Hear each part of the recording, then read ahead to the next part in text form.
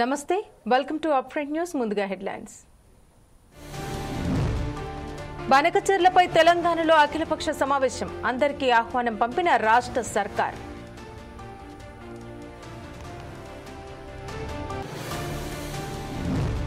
ఇవాళ పల్నాడు జిల్లా రెంటపాళ్లకు మాజీ సీఎం వైసీపీ నేత నాగమల్లేశ్వరరావు కుటుంబానికి పరామర్శ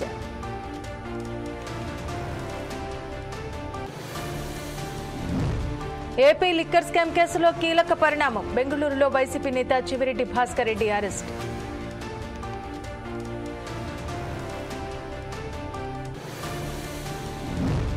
అల్లూరు జిల్లా మారేడుమిల్లి అడవుల్లో ఎన్కౌంటర్ ముగ్గురు మావోయిస్టులు మృతి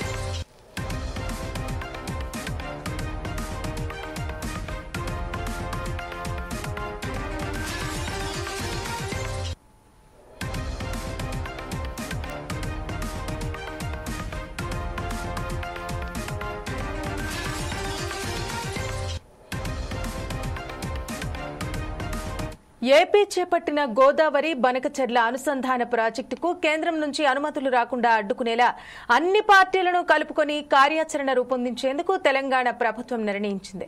ఇక ఇందులో భాగంగా ఇవాళ సాయంత్రం హైదరాబాద్లోని రాష్ట్ర సచివాలయంలో అఖిలపక్ష ఎంపీలకు నీటిపారుదల శాఖ మంత్రి Uttam Kumar Reddy power point presentation ఇవ్వనున్నారు.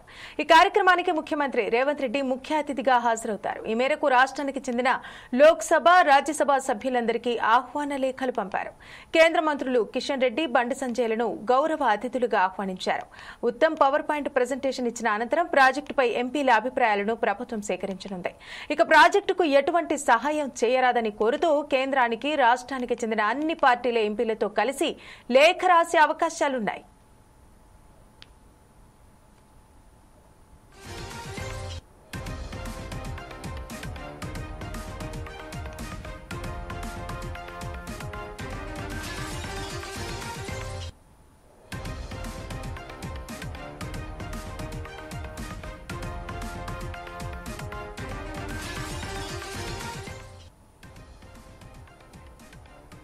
గోదావరి బనకచెర్ల ప్రాజెక్టుతో ఇప్పటికే ఆంధ్రప్రదేశ్ తెలంగాణ మధ్య మాటల యుద్దం కొనసాగుతోంది. తాజా పరిణామాలతో తెలంగాణలో రాజకీయాలు వేడెక్కాయి. గోదావరి బనకచెర్ల లింక్ ప్రాజెక్టును సమర్థిస్తూ ఇప్పటికే ఏపీ జలవనరుల శాఖ మంత్రి రామానాయుడు పవర్ పాయింట్ ప్రజెంటేషన్ ఇవ్వగా ఇవాళ తెలంగాణ మంత్రి ఉత్తమ్ పీపీటీ ఇవ్వనున్నారు. దాంతో పోటాపోటీగా పీపీటీల ప్రదర్శన జరుగుతోంది. ఇప్పటికే బీఆర్ఎస్ కు చెందిన మాజీ మంత్రి హరీష్ రావు కూడా ఈ ప్రాజెక్టుపై పీపీటీ ఇవ్వడమే కాకుండా మధ్య మార్గంగా తీసుకోవాల్సిన చర్యలపై ఉత్తమ్కు లేఖ కూడా రాశారు. ఈ క్రమంలో భవిష్యత్తులో అనుసరించాల్సిన వ్యూహంపై చర్చించేందుకు అన్ని పార్టీల ఎంపీల భేటీ ఏర్పాటు చేశారు. బనకచెర్ల ప్రాజెక్టుపై రేపు కేంద్ర మంత్రి సీఆర్ పాటిల్తో మంత్రి ఉత్తమ్ ఢిల్లీలో భేటీ అయ్యే అవకాశం ఉంది.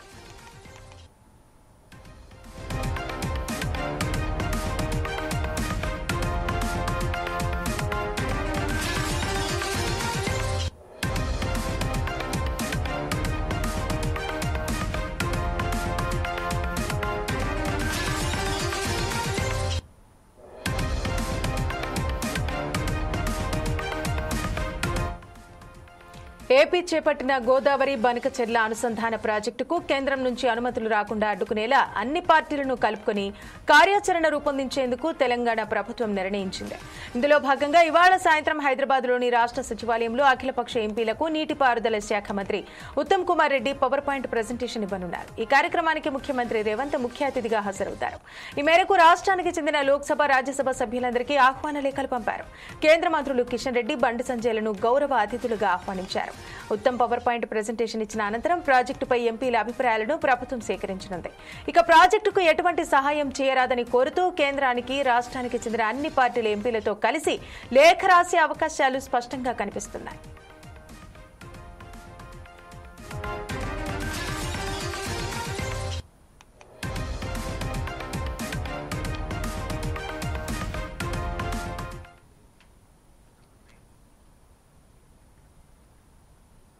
గోదావరి బనకచెర్ల ప్రాజెక్టుతో ఇప్పటికే ఏపీ, తెలంగాణ మధ్య మాటల యుద్ధం నడుస్తోంది.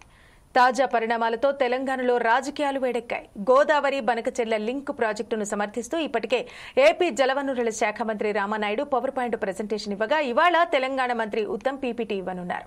దాంతో పోటాపోటీగా పీపీటీల ప్రదర్శన జరుగుతోంది. ఇప్పటికే బీఆర్ఎస్ కు చెందిన మాజీ మంత్రి హరీష్ రావు కూడా ఈ ప్రాజెక్టుపై పీపీటీ ఇవ్వడమే కాకుండా మధ్య మార్గంగా తీసుకోవాల్సిన చర్యలపై ఉత్తమ్ కు లేఖ కూడా రాశారు. ఈ క్రమంలో భవిష్యత్తులో అనుసరించాల్సిన వ్యూహంపై చర్చించేందుకు అన్ని పార్టీల ఎంపీల భేటీ ఏర్పాటు చేశారు. బనకచెర్ల ప్రాజెక్టుపై రేపు కేంద్ర మంత్రి సిఆర్ పాటిల్తో మంత్రి ఉత్తమ్ ఢిల్లీలో భేటీ అయ్యే అవకాశం ఉంది. ఇక దీనికి సంబంధించి మరింత సమాచారం మా స్పెషల్ కరెస్పాండెంట్ ప్రసన్న కుమార్ అందిస్తారు. ప్రసన్న, చెప్పండి, ఈ బనకచెర్ల ప్రాజెక్టు గురించి కొద్ది రోజులుగా ఏపీ, తెలంగాణ మధ్య గొడవ జరుగుతూనే ఉంది. దీనికి తోడు బీఆర్ఎస్ నీటిపారుదల శాఖ మంత్రి, మాజీ మంత్రి ఎవరైతే ఉన్నారో హరీష్ రావు పూర్తిగా ఒకసారి ఆలోచించండి అని తను హెచ్చరించడం కూడా జరుగుతోంది. దీంతో తెలంగాణకు నష్టం ఎక్కువగా ఉంటుందని చెప్పడం జరుగుతోంది. సో దీనికి సంబంధించినటువంటి పూర్తి వివరాలు తెలపండి. శ్రవంతి, ఏదైతే తెలంగాణ ప్రభుత్వము ఆరోపణలు చేస్తున్నట్టు అయితే బనకచెర్ల గోదావరి బనకచెర్ల లింక్ ప్రాజెక్ట్ కనుక పూర్తయితే తెలంగాణకు నీటి కష్టాలు తప్పవని చెప్పేసి మేధావులందరూ కూడా చెప్పడం జరుగుతూ ఉంది. అయితే పోలవరం నుండి గోదావరి జలాలను బనకచెర్లకు తీసుకెళ్లాలంటే ఏపీ ప్రభుత్వం ప్రాజెక్ట్ 80,000 కోట్ల ఎస్టిమేషన్ తోటి చేపట్టబోతున్న ప్రాజెక్టు. అది ఏది చంద్రబాబు నాయుడు కేంద్ర ప్రభుత్వానికి కూడా దాంట్లో ఆర్థిక సాయం చేయాలని కూడా కోరడం జరిగింది. దాంట్లో 50% వరకు కూడా కేంద్ర ప్రభుత్వం సాయం చేస్తామని చెప్పి కూడా చంద్రబాబు నాయుడు హామీ కూడా తీసుకోవడం జరిగింది. అయితే ఈ విషయం పైన తెలంగాణ రాష్ట్ర భారీ నీటిపారుదల శాఖ మంత్రి ఉత్తమ్ కుమార్ రెడ్డి ఇదివరకే లేఖ రాశారని కూడా చెప్పడం జరిగింది. అయితే ఏపీ గోదావరి జిల్లాలలో అయితే వరద గోదావరి జిల్లాలు మాత్రమే మేము తీసుకుపోతాము, దాంతో తెలంగాణకు ఎటువంటి ఇబ్బంది ఉండదని చెప్పేసి ఏపీ చెప్తున్నప్పుడు కూడా తెలంగాణ ప్రభుత్వం మాత్రం ఇది ఖచ్చితంగా గోదావరి జలాలను తెలంగాణ వాటాని ఇవ్వకుండా తీసుకుపోవడానికి ఆంధ్రప్రదేశ్ ప్రభుత్వం కుట్ర చేస్తా ఉంది అని చెప్పేసి ఆంధ్రప్రదేశ్ వాదిస్తా ఉంది. అయితే ఈ విషయం లోపల ఉత్తమ్ కుమార్ రెడ్డి కేంద్ర జలవనరుల శాఖ మంత్రిని కూడా కలవడం జరిగింది. సిఆర్ పాటిల్ని కూడా గతంలో కలిసి దీనిపైన పూర్తి వివరణ ఇవ్వడం జరిగింది. అయితే ఈ అనుమతులు ఇవ్వకుండా ఆపాలని చెప్పేసి కూడా వారు కోరడం జరిగింది. అయితే ఇప్పుడు ప్రస్తుతం తెలంగాణ రాష్ట్రం లోపల సీఎం రేవంత్ రెడ్డి అఖిల పక్ష సమావేశం తెలంగాణలో ఉన్నటువంటి ఎంపీలు అందరినీ కూడా పిలిచి బీఆర్ఎస్, బీజేపీ, ఎంఐఎం పార్టీలో ఉన్నటువంటి అందరినీ కూడా పిలిచి అఖిలపక్ష సమావేశం ఏర్పాటు చేయడం జరిగింది. ఈ సమావేశం లోపల ఏదైతే గోదావరి నుంచి బనకచెర్ల లింక్ ప్రాజెక్టుకి అనుమతులు రాకుండా అడ్డుకోవాలి అని చెప్పేసి కోరుతున్నట్టుగా తెలుస్తా ఉంది. అయితే కేంద్ర ప్రభుత్వం ఏదైతే ఆర్థిక సాయం చేయడానికి కూడా ఒప్పుకుందో దాన్ని బీజేపీ ఎంపీలు కానీ కేంద్ర మంత్రులు బండి సంజయ్ కానివ్వండి, అదేవిధంగా కిషన్ రెడ్డిని ప్రత్యేక గౌరవతులుగా ఈ సమావేశానికి హాజరు కావాలని చెప్పేసి కూడా ప్రత్యేకంగా కోరడం జరిగింది. అయితే వారు వస్తారా రారా అనే విషయం మాత్రం ఆసక్తికరంగా ఉంది. ఎందుకంటే బీజేపీ ప్రభుత్వం, కేంద్రంలో ఉన్న బీజేపీ ప్రభుత్వం ఆంధ్రప్రదేశ్ రాష్ట్రానికి నిధులు సమకూర్చడానికి ఒప్పుకున్న విషయము అందరికీ తెలిసింది. అయితే ఈ పరిస్థితుల లోపల బీజేపీ కేంద్ర మంత్రులు మరి అంత ధైర్యం చేస్తారా అని కూడా ప్రజలందరూ కూడా ఆసక్తిగా ఎదురు చూస్తా ఉన్నారు. అయితే సీఎం రేవంత్ రెడ్డి మాత్రం అందరూ కలిసికట్టుగా ఈ ప్రాజెక్టుని అడ్డుకోవాలని చెప్పేసి పిలుపునివ్వడం జరిగింది. దాంట్లో భాగంగానే ఈ రోజు ఉత్తమ్ కుమార్ రెడ్డి ఈ విషయం పైన పీపీటీ పవర్ పాయింట్ ప్రెజెంటేషన్ ఇవ్వడం కూడా మొత్తం సిద్ధం చేయడం జరిగింది. అయితే ఈ 7 ముంపు మండలాల పోలవరం ముంపు మండలాలు ఏదైతే ఉన్నాయో ఆ ముంపు మండలాల నుంచే మేము వాటర్ తీసుకెళ్తామని చెప్పేసి కూడా చెప్పడం జరుగుతుంది. అయితే ఈ పరిస్థితుల లోపల మరి ఎంపీలకు రేవంత్ రెడ్డి ఏం దిశానిర్దేశం చేయనున్నారు, మరి ఢిల్లీ లోపల ఎవరైతే మన ఎంపీలు ఉన్నారో తెలంగాణ చెందిన ఎంపీలు వారు ఏ విధంగా పోరాటం చేయాలి, ఎట్లా దాన్ని ప్రాజెక్ట్ ఆపాలని చెప్పేసి కూడా ఈ రోజు చెప్పినట్టు తెలుస్తా ఉంది. శ్రవంతి, అయితే ప్రసన్న, అంటే దీనివల్ల ఈ ప్రాజెక్టు వల్ల తెలంగాణకు నష్టం జరుగుతుందని తెలిసి కూడా అక్కడ ఉన్నటువంటి మన తెలంగాణ ఎంపీలు, పార్లమెంట్ సభ్యులు ఎవరైతే ఉన్నారో కిషన్ రెడ్డి, బండి సంజయ్, వీళ్ళు కేంద్ర ప్రభుత్వాన్ని ప్రశ్నించడం లేదు, అంటే తెలంగాణ ప్రజల్ని పట్టించుకోవటం లేదంటూ విమర్శలు కూడా వెల్లువెత్తుతున్నాయి. మరి వాళ్ళు మీటింగ్కి హాజరయ్యే, ఒకవేళ మీటింగ్కి హాజరైనా సరే వాళ్ళు ఏమన్నా ఫేవర్డ్గా ఉంటారా, లేకపోతే ఏ విధంగా ఉంటుంది పరిస్థితి? అయితే ఏదైతే సాయంత్రం సచివాలయం లోపల రాష్ట్ర ముఖ్యమంత్రి రేవంత్ రెడ్డి ఆధ్వర్యం లోపల అయితే అఖిలపక్ష సమావేశం ఏర్పాటు చేశారో ఈ సమావేశానికి మరి కేంద్ర మంత్రులు బండి సంజయ్ అదేవిధంగా కిషన్ రెడ్డి వస్తారని వేచి చూడాల్సిన పరిస్థితి ఉంది. నేను వారు వస్తే వారు ఏం మాట్లాడతారు, వారికి ఏం చెప్తారు అనేది కూడా రాష్ట్ర ప్రభుత్వం ఏ విధంగా వారికి చెప్తారు అనేది కూడా ఒక ఆశ్చర్యకర పరిణామం చోటు చేసుకోండి. అయితే కేంద్రము అదేవిధంగా రాష్ట్ర ప్రయోజనాలు ముఖ్యంగా ఎంపీలు రాష్ట్ర ఎంపీలు ముందుండాలని చెప్పేసి కూడా ప్రజలు అదేవిధంగా మేధావులందరూ కూడా కోరుతా ఉన్నారు. అయితే ఈ బీజేపీకి సంబంధించినటువంటి ఎంపీలు కానీ ఇద్దరు కేంద్ర మంత్రులు తెలంగాణ నుంచి ఉన్నారు. మరి వారు ఏ విధంగా దీన్ని అడ్డుకుంటారు? తెలంగాణ రాష్ట్ర ప్రజల ప్రయోజనాలే ముఖ్యంగా ఉంటారా, లేకపోతే బీజేపీ పాకిస్తాన్ కి అనుగుణంగా ఉంటారా అనేది మాత్రం అది $1000 ప్రశ్నగానే ఉంది. Sravanthi, thank you Prasanna.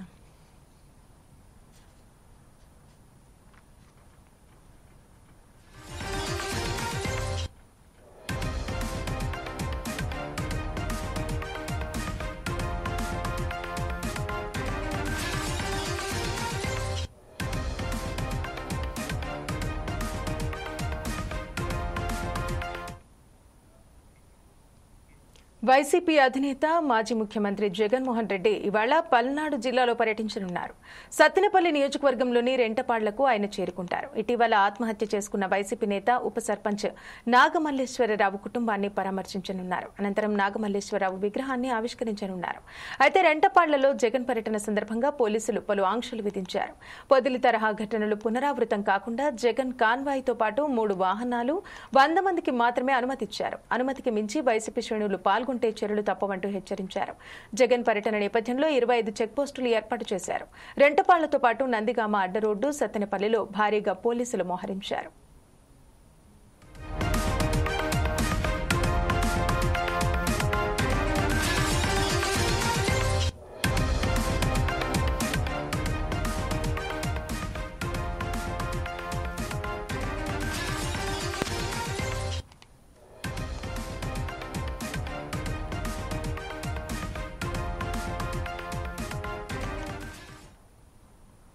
YCP అధినేత మాజీ సీఎం జగన్మోహన్ రెడ్డి ఇవాళ పల్నాడు జిల్లాలో పర్యటించనున్నారు.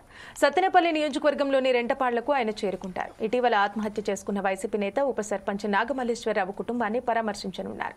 అనంతరం నాగమల్లేశ్వరరావు విగ్రహాన్ని ఆవిష్కరించనున్నారు. అయితే రెంటపాళ్లలో జగన్ పర్యటన సందర్భంగా పోలీసులు పలు ఆంక్షలు విధించారు. పొదిలి తరహా ఘటనలు పునరావృతం కాకుండా జగన్ కాన్వాయ్తో పాటు 3 వాహనాలు 100 మందికి మాత్రమే అనుమతిచ్చారు. అనుమతికి మించి వైసీపీ శ్రేణులు పాల్గొంటే చర్యలు తప్పవంటూ హెచ్చరించారు. జగన్ పర్యటన నేపథ్యంలో 25 చెక్పోస్టులు ఏర్పాటు చేశారు. రెంటపాళ్లతో పాటు నందిగామ అడ్డరోడ్డు సత్తెనపల్లిలో భారీగా పోలీసులు మోహరించారు.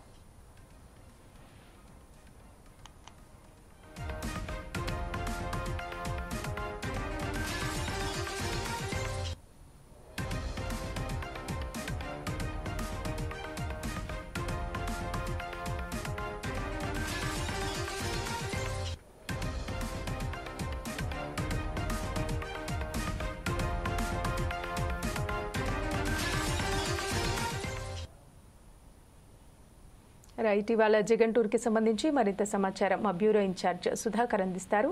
సుధాకర్, చెప్పండి, ఎవరైతే ఆత్మహత్య చేసుకున్నారో వైసీపీ నేత తనను పరామర్శించడానికి జగన్మోహన్ రెడ్డి ఇవాళ వెళ్తున్నారు. సో దీనికి సంబంధించినటువంటి మరిన్ని వివరాలు తెలిపండి. వైసీపీ నేత మాజీ సీఎం జగన్ మాత్రం ఈరోజు పల్నాడు జిల్లాలో పర్యటించినారు. సత్తెనపల్లి నియోజకవర్గంలోని రెంటపాళ్ల గ్రామానికి చెందిన మా ఉప సర్పంచ్ నాగమల్లేశ్వరరావు గత కొన్ని రోజుల క్రితం మాత్రం ఆత్మహత్య చేసుకోవడం జరిగింది. ఈ నేపథ్యంలో ఆ గ్రామానికి వెళ్ళేసి ఆ కుటుంబాన్ని ఓదార్చి ఆ గ్రామంలో మాజీ ఉప సర్పంచ్ అయిన నాగమల్లేశ్వరరావు విగ్రహాన్ని కూడా ఆవిష్కరించనున్నారు. ఏదేమైనా కూటమి ప్రభుత్వం ఆంధ్రప్రదేశ్ లో వచ్చిన తర్వాత మాత్రము ఈ కూటమి ప్రభుత్వం ద్వారా మాత్రం చాలా రాజకీయ చర్చ జరిగిందనుకోవచ్చు.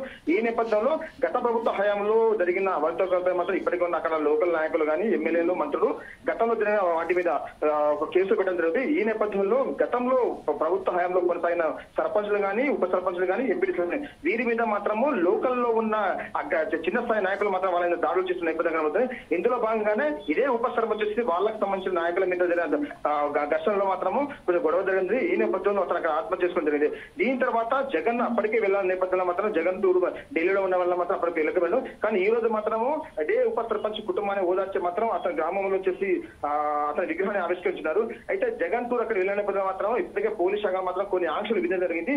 అతనితో అతని కాన్వాయ్తో పాటు ఓన్లీ 3 వాహనాలకి అనుమతి ఇవ్వడం జరిగింది. అంతేకాకుండా వైసీపీ నాయకులు 100 మందికి మాత్రమే అక్కడికి వెళ్ళడానికి పర్మిషన్ ఇవ్వడం జరిగింది. కానీ వైఎస్ జగన్ అక్కడికి వెళ్తున్న నేపథ్యంలో మాత్రం ఇప్పటికే జగన్ రాక కోసం మాత్రము తండోపతండలుగా కార్యకర్తలు కానీ గ్రామస్తులు కానీ ఎదురు చూస్తూనే ఉన్నారు. అంతేకాకుండా మాజీ అంటే ఉప సర్పంచ్ ఉన్నారు వాళ్ళ కుటుంబ సభ్యులు సైతం జగన్ రాక కోసం వెయిట్ చేస్తున్నారు.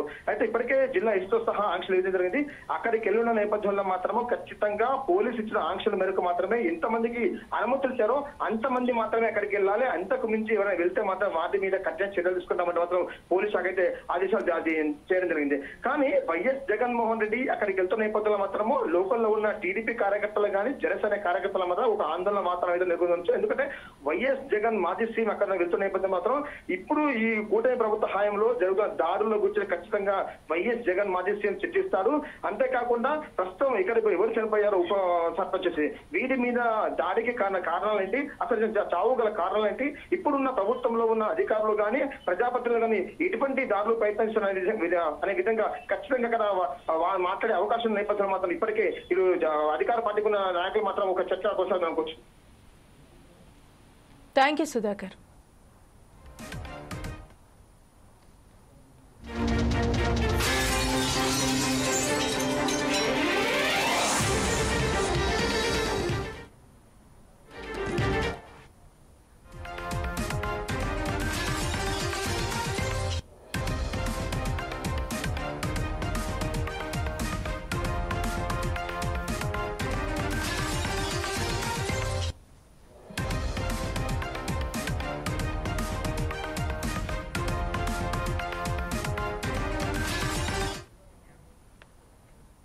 బ్రేకింగ్ న్యూస్ చూస్తున్నాం. ఏపీ లిక్కర్ స్కామ్ కేసులో కీలక పరిణామం చోటు చేసుకుంది. బెంగళూరులో చెవిరెడ్డి భాస్కర్ రెడ్డిని సిట్ అధికారులు అరెస్టు చేశారు.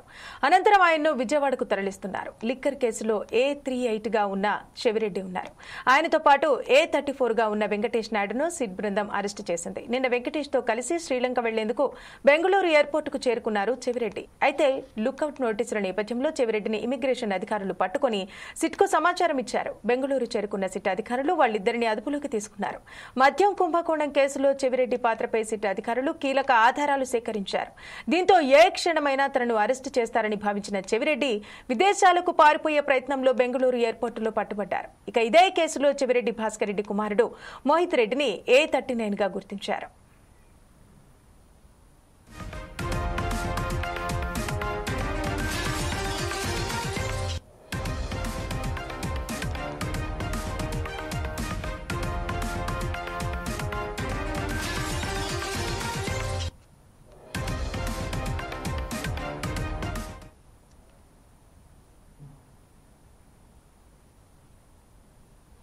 ఏపీ లిక్కర్ స్కామ్ కేసులో కీలక పరిణామం చోటు చేసుకుంది. బెంగళూరులో చెవిరెడ్డి భాస్కర్ రెడ్డిని సిట్ అధికారులు అరెస్టు చేశారు. అనంతరం ఆయన్ను విజయవాడకు తరలిస్తున్నారు. లిక్కర్ కేసులో A38 గా ఉన్న చెవిరెడ్డి ఉన్నారు. ఆయనతో పాటు A34 గా ఉన్న వెంకటేష్ నాయుడును సిట్ బృందం అరెస్టు చేసింది. నిన్న వెంకటేష్ తో కలిసి శ్రీలంక వెళ్లేందుకు బెంగళూరు ఎయిర్పోర్ట్ కు చేరుకున్నారు చెవిరెడ్డి. అయితే లుకౌట్ నోటీసుల నేపథ్యంలో చెవిరెడ్డిని ఇమిగ్రేషన్ అధికారులు పట్టుకుని సిట్ కు సమాచారం ఇచ్చారు. ఇక బెంగళూరుకు చేరుకున్న సిట్ అధికారులు వాళ్ళిద్దరిని అదుపులోకి తీసుకున్నారు. మద్యం కుంభకోణం కేసులో చెవిరెడ్డి పాత్రపై సిట్ అధికారులు కీలక ఆధారాలు సేకరించారు. దీంతో ఏ క్షణమైనా తనను అరెస్టు చేస్తారని భావించిన చెవిరెడ్డి విదేశాలకు పారిపోయే ప్రయత్నంలో బెంగళూరు ఎయిర్పోర్టులో పట్టుబడ్డారు. ఇక ఇదే కేసులో చెవిరెడ్డి భాస్కర్ రెడ్డి కుమారుడు మోహిత్ రెడ్డిని A39 గా ఉన్నారు. ఇక దీనికి సంబంధించి మరింత సమాచారం మా స్పెషల్ కరెస్పాండెంట్ ప్రసన్న కుమార్ అందిస్తారు. ప్రసన్న చెప్పండి, Chevireddy AP liquor scam case ఏదైతుందో చెవిరెడ్డి కేసు అనేది జరుగుతూనే ఉంది. ఎట్టకేలకైనా తప్పించుకునే ప్రయత్నం చేశారు. సిట్ బృందం కూడా అరెస్ట్ చేసింది. దీనికి సంబంధించి నిన్న కూడా తనకు చెవిరెడ్డికి ఎవరైతే అసిస్టెంట్ గా ఉన్నారో తనపైన కూడా విచారణ జరగడం జరిగింది. సిట్ బృందం కావాలని తనపైన తప్పుడుగా రాయించింది లేఖలు అని కూడా పేర్కొనడం జరిగింది. ఆ వ్యాఖ్యలు పూర్తి సంచలనంగా మారాయి. ఈ నేపథ్యంలోనే తన అరెస్ట్ కూడా జరిగింది. దీనికి సంబంధించినటువంటి పూర్తి వివరాలు తెలపండి. ఏపీ లిక్కర్ స్కామ్ కేసులో కీలక పరిణామం చోటు చేసుకుని చెప్పవచ్చు. బెంగళూరు ఎయిర్పోర్ట్ లో చెవిరెడ్డి భాస్కర్ రెడ్డిని సిట్ అధికారులు అరెస్ట్ చేశారు. అనంతరం ఆయన విజయవాడ తరలిస్తున్నారు. అయితే లిక్కర్ కేసులో A38 గా ఉన్నటువంటి చెవిరెడ్డి భాస్కర్ రెడ్డి శ్రీలంక పారిపోవడానికి బెంగళూరు ఎయిర్పోర్ట్ లో వెంకటేష్ నాయుడు A34 ఉన్నటువంటి వెంకటేష్ నాయుడుతో కలిసి బెంగళూరు నుంచి శ్రీలంక పారిపోవడానికి ప్రయత్నం చేస్తుండగా ఎయిర్పోర్ట్ లో ఉన్నటువంటి అధికారులు దాన్ని పట్టుకోవడం జరిగింది. ఇమిగ్రేషన్ అధికారులు అయితే గతంలో ఏపీ ప్రభుత్వము చివరెడ్డి భాస్కర్ పైన లుక్అవుట్ నోటీసులు జారీ చేసిన విషయం అందరూ తెలిసింది. అయితే ఆ లుక్అవుట్ నోటీసులు జారీ చేసిన నేపథ్యం లోపల విజయవాడ హైదరాబాద్ నుంచి కాకుండా బెంగళూరు నుంచి శ్రీలంక వెళ్ళాలని చెప్పేసి ప్రయత్నం చేసినటువంటి చివరెడ్డి భాస్కర్ రెడ్డిని అక్కడ ఉన్నటువంటి అధికారులు ఇమిగ్రేషన్ అధికారులు తాను అరెస్ట్ చేయడం జరిగింది. ఆ అరెస్ట్ చేసిన వెంటనే ఏపీలో ఉన్నటువంటి పోలీస్ వెబ్సైట్ అధికారులకు ఇన్ఫర్మేషన్ ఇవ్వడంతో వీరందరూ తరలించాను అక్కడ నుంచి విజయవాడకు తరలించినట్టు తెలుస్తా ఉంది. అయితే ఈ మద్యం కుంభకోణం కేసు లోపల శివరెడ్డి చాలా కీలకమైనటువంటి వ్యక్తిగా అధికారులు గుర్తించారు. తనపై కేసులు నమోదు చేయడం జరిగింది. సిట్ అధికారులకు తను మొదటగా అన్ని సహకారాలు అందిస్తానని చెప్పినటువంటి చివరెడ్డి భాస్కర్ రెడ్డి అనంతరం తాను శ్రీలంక పారిపోవడానికి ప్రయత్నం చేస్తున్నట్టుగా ఇతర దేశాలకు శ్రీలంకనే కాకుండా ఇతర దేశాలకు పారిపోవడం ప్రయత్నం చేస్తున్నట్టుగా అధికారులు తెలుసుకున్న వెంటనే సిట్ నోటీసులు జారీ చేయడం జరిగింది. లుక్అవుట్ నోటీసులు జారీ చేయడం జరిగింది. అయితే ఎయిర్పోర్ట్ లో ఉన్నటువంటి శివరెడ్డి భాస్కర్ రెడ్డిని అధికారులు పట్టుకున్న తక్షణమే పోలీసులు అధికారులకు ఇన్ఫర్మేషన్ ఇచ్చారు. అయితే దీంతో ఏపీ నుంచి వెళ్ళినటువంటి సిట్ అధికారులు తను అరెస్ట్ చేసి కారులో విజయవాడకు తరలిస్తున్నట్టు తెలుస్తా ఉంది. Thank you Prasanna.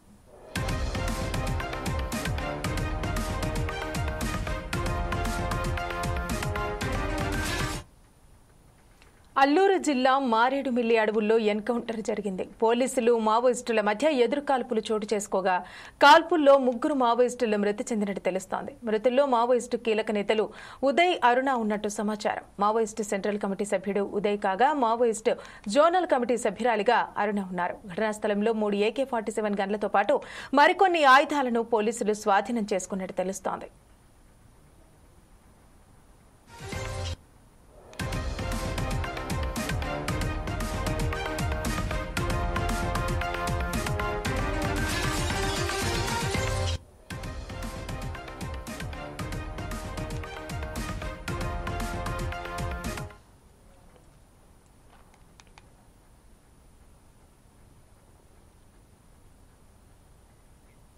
అల్లూరు జిల్లా మారేడుమిల్లి అడవుల్లో ఎన్కౌంటర్ జరిగింది. పోలీసులు మావోయిస్టుల మధ్య ఎదురుకాల్పులు చోటు చేసుకోగా కాల్పుల్లో 3 మావోయిస్టులు మృతి చెందినట్టు తెలుస్తోంది.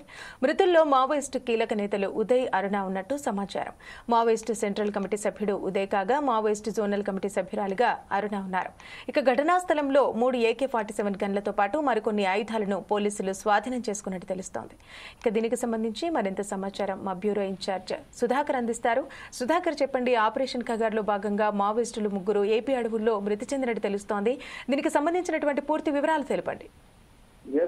అల్లూరు జిల్లాలో మాత్రము ఈ రోజు ఉదయం భారీ ఎన్కౌంటర్ కొనసాగింది. ఈ ఎన్కౌంటర్ లో అగ్రనేతలు 3 అయితే ప్రాణాలు కోల్పోవడం జరిగింది. అందులో ఒకరు వచ్చేస్తే మాత్రం చూసుకుంటే మనం గతంలో చూసుకున్న చలపతి అంటే మావోయిస్టు పార్టీలు అగ్రనేతగా పేరుగాంచిన వ్యక్తి అగ్రనేత చలపతి భార్య సైతం ఈ ఎన్కౌంటర్ లో ప్రాణాలు కోల్పోయింది. అంతేకాకుండా గాజాల రవి అలియాస్ ఉదయ్ ఇతను కూడా ఈ ఎన్కౌంటర్ లో ప్రాణాలు కోల్పోవడం జరిగింది. ఒకటే చూసుకోవచ్చు, ఆపరేషన్ కగార్ ప్రారంభించిన తర్వాత కేంద్ర ప్రభుత్వం రాష్ట్ర ప్రభుత్వాలు వచ్చేసి 2026 మార్చి 30 నాటికి భారతదేశంలో మావోయిస్టు పార్టీలు లేకుండా చేయడం కోసం మాత్రం ఆపరేషన్ కగార్ ని ప్రారంభించింది. ఈ ఆపరేషన్ కగార్ చేసి మొదటగా తెలంగాణ, ఛత్తీస్గఢ్, మహారాష్ట్ర, ఆంధ్రప్రదేశ్ ఈ 4 రాష్ట్రాల సరిహద్దు ప్రాంతమైన కర్రెగుట్టలో ఈ ఆపరేషన్ కగార్ ను ప్రారంభించడం జరిగింది. అయితే ఈ ఆపరేషన్ కగార్ ప్రారంభమై సుమారు 40 రోజులు కాబోతుంది. ఈ 40 రోజుల కాలం మాత్రం ఎన్నో ఎన్కౌంటర్ జరిగాయి. ఈ ఎన్కౌంటర్లో ఎంతో మంది మావోయిస్టులు తమ ప్రాణాలు కోల్పోవడం జరిగింది. అయితే చలపతి ఎన్కౌంటర్ తర్వాత మాత్రము అగ్రనేతలు 3 మాత్రం ఇప్పటికీ సుమారు 6 మావోయిస్టులు అగ్రనేతలు చనిపోవడం జరిగింది. ఈ అగ్రనేత చనిపోయిన తర్వాత కర్రెగుట్ట నుంచి మావోయిస్టులు వేరే ప్రాంతాలకు వెళ్ళిపోవడం జరిగింది. అయితే మావోయిస్ట్ అంటే ముఖ్యంగా చూసుకున్న మాత్రం ఆపరేషన్ కగార్ అనేది హిడ్మా, దామోదర్, అశోక్ వీళ్ళ పేర్ల మీద మాత్రం ఎక్కువ ఈ ఆపరేషన్ కగారు కొనసాగింది. కానీ ఈ ఆపరేషన్ కగారు మాత్రం వీళ్ళు ఇప్పటి వరకు మాత్రం ఈ అగ్రనేత ఒక్కరు కూడా మావోయిస్టు పోలీసులకు చిక్కలేదు. కానీ ఈ రోజు ఉదయం వచ్చేసి ఇదే ఆంధ్రప్రదేశ్ సరిహద్దు ప్రాంతమైన మారేడుమిల్లి అడవి ప్రాంతం మాత్రము పోలీసులకు మావోయిస్టులకు జరిగిన ఎదురుకాకులు మాత్రము ముగ్గురు అగ్రనేతలు చనిపోవడం జరిగింది. అయితే గాదర్ల రవి వచ్చేసి చూసుకుంటే మాత్రము జయశంకర్ భూపాలపల్లి జిల్లా టేకుపట్ల మండలం వెలిశాల గ్రామం. అయితే ఈ వెలిశాల గ్రామం వచ్చేసి ఫస్ట్ నుంచి వెలిశాల గ్రామం అంటేనే మావోయిస్టు పార్టీకి దిట్ట అనుకోవచ్చు. ఎందుకంటే ఈ గ్రామంలో సుమారు ఒక 40 నుంచి 50 మంది మావోయిస్టు పార్టీలో జీవనం కొనసాగుతున్న నేపథ్యం ఉంది. అంటే వెలిశాల అంటేనే ఒక మావోయిస్టు పార్టీకి పునాదిగా ఉన్న పేరు కంటే కూడా అటువంటి నేపథ్యం ఉన్న వ్యక్తి వచ్చి గాదర్ల రవి. అటువంటి వ్యక్తి కూడా ఈ రోజు ఉదయం వచ్చేసి ప్రాణాలు కోల్పోవడం జరిగింది. సుమారు 40 సంవత్సరాలు అతను ఉద్యమంలోనే పాల్గొనడం జరిగింది. అంతేకాకుండా తెలంగాణ రాష్ట్రం ఏర్పడక ముందు అప్పటి ఆంధ్రప్రదేశ్ రాష్ట్రంలో వైఎస్ రాజశేఖర హయాంలో శాంతి చర్చలో సైతము ఈ గాదర్ రవి కూడా అందులో భాగస్వామ్యం కావడం జరిగింది. అంతటి పేరున్న వ్యక్తి ఈ రోజు ఉదయం ఎన్నుకోవడం చనిపోయిన తర్వాత మాత్రము వెలిశాల గ్రామం అతను కన్నీరు ముందు అవుతున్న అంతేకాక ఇటు తెలంగాణ రాష్ట్రం కానీ అటు ఆంధ్రప్రదేశ్ కానీ ఈ 2 రాష్ట్రాలకు సంబంధించిన ముగ్గురు అగ్రనేతలు ఈ రోజు ఎన్నుకోవడం చనిపోవడం మాత్రము ఆపరేషన్ ఖగార్ అనేది సుమారు ఒక 75 to 80% విజయం సాధించాలనుకోవచ్చు.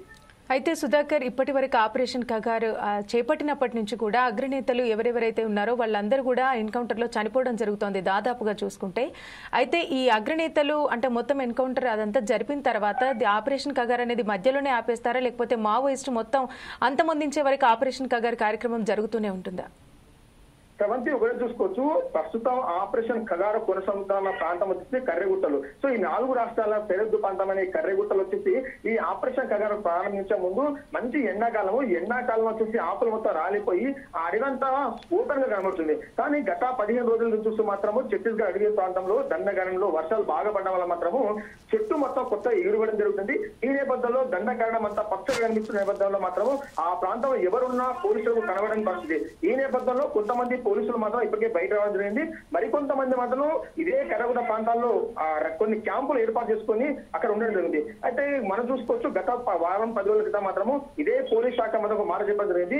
కర్రగుట్టంలో మాత్రము హిజ్మా, దామోదర్ ఇటువంటి బరార మావోయిస్టు నాయకులు మాత్రం ఇక్కడ లేరు, ఇక్కడ వేరే ప్రాంతాలు వెళ్ళిపోవడం జరిగింది. అయితే ప్రస్తుతం చూసుకుంటే ఈ కర్రగుట్టల నుంచి వెళ్ళి ఇటు ఆంధ్రప్రదేశ్ కు వెళ్తున్న నేపథ్యంలో మాత్రము ఇదే మారేడుమిల్లి అడవి ప్రాంతంలో ఈ రోజు ఉదయం పోలీసులకు మావోయిస్టులకు జరిగిన ఎన్కౌంటర్ మాత్రం ముగ్గురు అగ్రనేతలు ప్రాణాలు కోల్పోవడం జరిగింది.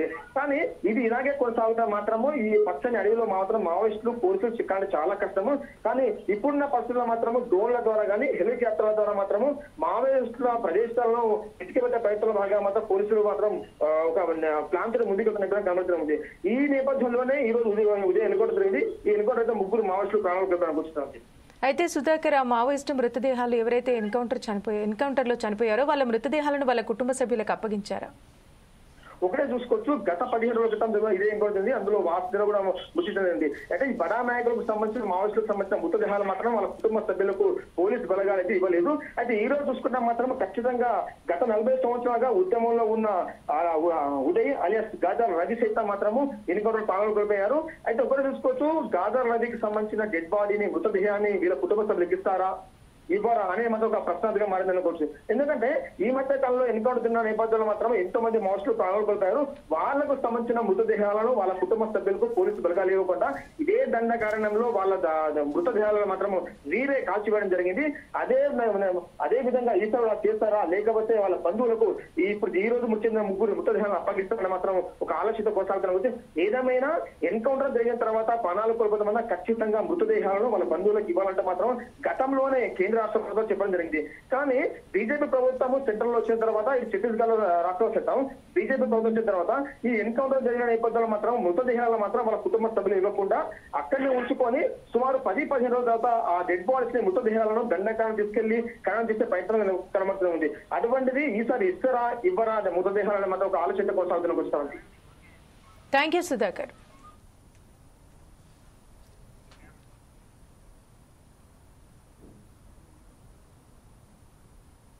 మహారాష్ట్రలో విద్యుత్ అధికారుల నిర్లక్ష్యం అక్కడి వారిని తీవ్ర ఆగ్రహానికి గురిచేసింది.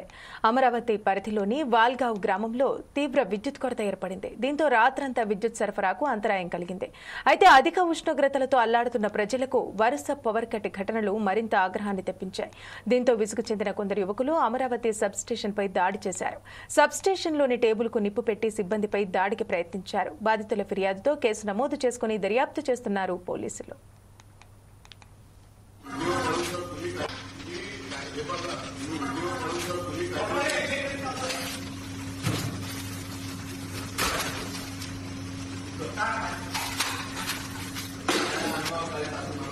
मी काय म्हणतो तुमची फेज 2 मधली जर असेल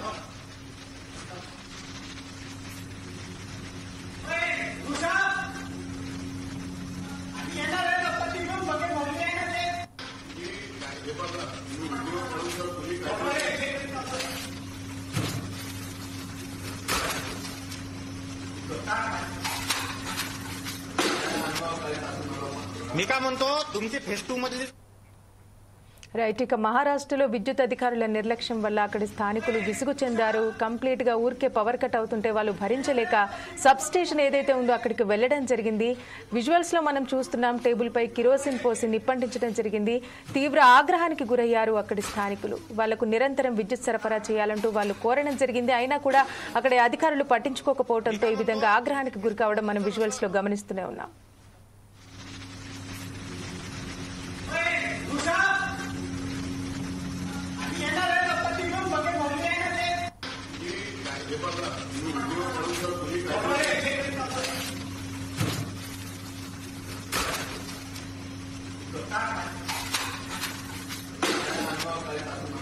मी काय म्हणतो तुमची फेज 2 मधली जर असेल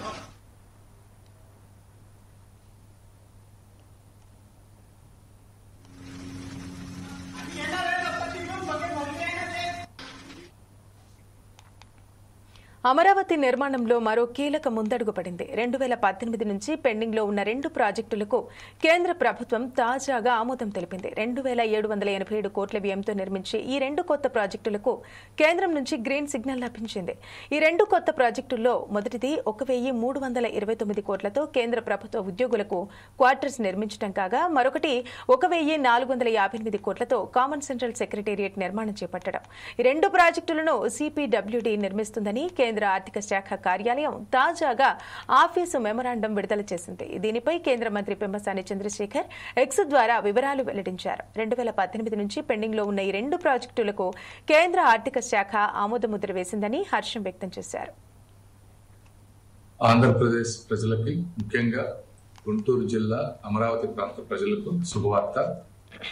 2018 నుంచి పెండింగ్ లో ఉన్నటువంటి సెంట్రల్ కామన్ సెక్రటేరియట్, అదేవిధంగా సెంట్రల్ గవర్నమెంట్ ఎంప్లాయీస్ కి సంబంధించినటువంటి రెసిడెన్షియల్ క్వార్టర్స్, ఇవి 2 కూడా కలిపి 2788 కోట్ల రూపాయలతోటి ఈరోజు సెంట్రల్ గవర్నమెంట్ శాంక్షన్ చేసింది. అందులో 1459 కోట్లు సెంట్రల్ సెక్రటేరియట్ కి, రెసిడెన్షియల్ క్వార్టర్ కి 1329 కోట్లు, ఇవన్నీ కలిపి 2788 కోట్లు. ఇది 2018 నుంచి కంప్లీట్ అవ్వాల్సింది. అయితే గవర్నమెంట్ మారటం వల్ల గత 5 సంవత్సరాలు ఎవరు పట్టించుకోలేదు. ఇప్పుడు కూటమి ప్రభుత్వం వచ్చిన తర్వాత కంటిన్యూస్ గా ఫాలో అప్ చేసి ఈరోజు ఈ శాంక్షన్ తీసుకున్నాం. ఇది శాంక్షన్ చేసినందుకు గాను అందులో ముందుకు వెళ్లి చొరవ చూపించినటువంటి శ్రీ మనోహర్ లాల్ ఖట్టర్ గారికి, అర్బన్ మినిస్టర్, అదేవిధంగా నిర్మలా సీతారామన్ గారికి డిపార్ట్మెంట్ ఆఫ్ ఎక్స్పెండిచర్ నుంచి శాంక్షన్ ఇచ్చినందుకు, వీటన్నిటినీ ముందుకు తీసుకువెళ్తున్నటువంటి శ్రీ నరేంద్ర మోదీజీ గారికి అందరికీ కూడా మనస్ఫూర్తిగా మరొకసారి ఆంధ్ర రాష్ట్ర ప్రజల తరఫున కృతజ్ఞతలు తెలుపుకుంటున్నాను. ఆంధ్రప్రదేశ్ ప్రజలకి, ముఖ్యంగా మరింత సమాచారం కోసం చూస్తూనే ఉండండి 4 Sides TV.